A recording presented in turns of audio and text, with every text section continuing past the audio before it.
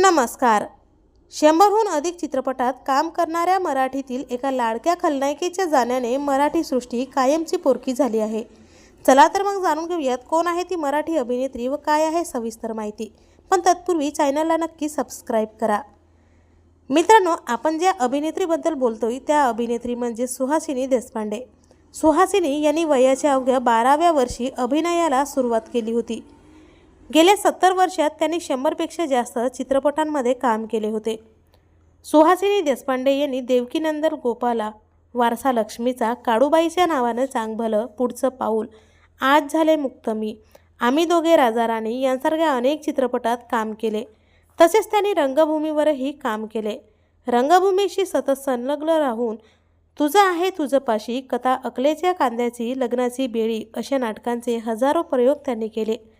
त्याचबरोबर Bollywood superstar Ajay देवगणचा 2011चा superhit चित्रपट सिंघममध्येही त्यांनी काम केले.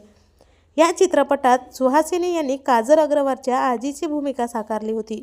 परंतु 27 ऑगस्ट 2024 हा दिवस त्यांच्या मृत्यूची बातमी घेऊन आला आणि मराठी सृष्टीत एकच खळबळ उडाली.